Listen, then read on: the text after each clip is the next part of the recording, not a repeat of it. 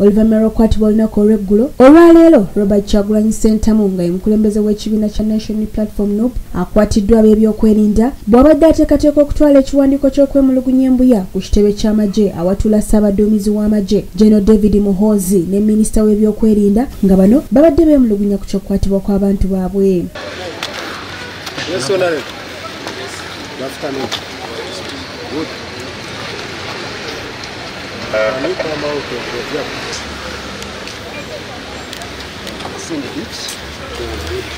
Ab'ebyokwerinda tebabalinze na kusimbula nga bagumbye dda ku kitebe kya NUP e Kamwokya era ng'ono bamugye bulungi mu mmotoka ya Ssaabawandiisi wa NUP David Lewis Lubongoya gy'abadde agenderamu.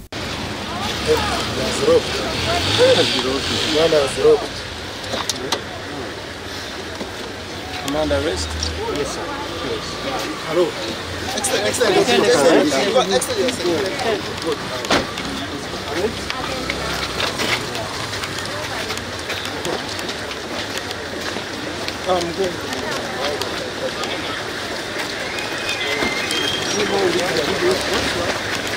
Amyuka omwogezi wa poliisi mu Kampala n'emiriraano Luke Weyesigire agamba Kyagulanyi okwatibwa kwe bakikoze olw'okwewala ebyabaddewo olunaku olw'eggulo mu kibuga era nga bamuvuze butereevu mpaka mu maka ge. Nti omwami Kyagulanyi olwaleero poliisi esobodde okuba nti nemuzzaayo ewuwe mu maka ge oluvannyuma lw'okuba nti netubadde tufunye okutegeezebwa nti mu lukuŋŋaana lwakoze olunaku olwaleero abadde awera okubaako newatuuka okugenda tetwagadde kulinda biddako kumanya tutya bwajja kugendayo nengera mbadde mu birabo ebibye byavaawo mpitewo kwe kusalawo okuba nti nno tumuzza mu mmotoka okumutwala ewuwe mu makaage.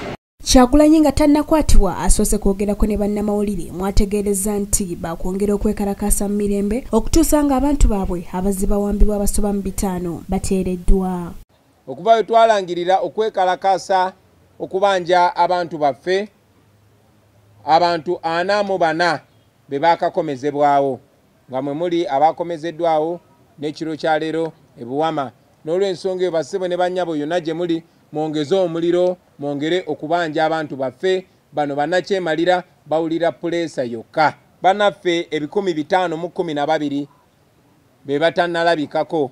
Ono era ategeezezza nti obudde bwa kafyu bwateekebwamu ebyobufuzi nga tebikyali byakulwanyisa kirwadde kya COVID-19 ekintu ekizingamizza ebyenfuna by'eggwanga bw'atyo n'asaba bannayuganda okwemulugunya ku nsonga eno. Kafyu ow'ebyobufuzi gwe bagenze mu maaso nga balemezaawo azingamizza emirimu gy'abantu azingamizza ebyenfuna by'abantu.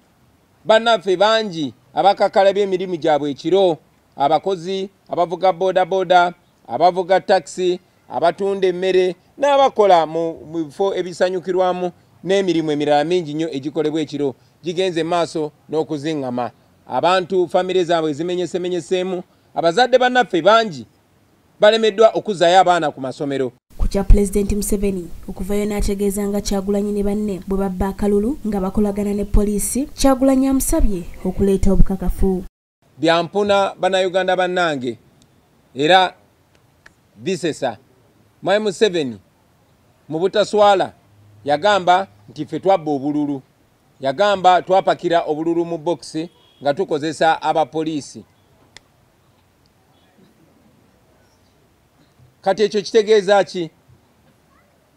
Bw'abanga byayogera abitegeeza nga tebyamusumatuse busumatuse then akakasa kye tubadde twogera bulijjo nti okulonda tekwali kwa mazima na bwenkanya.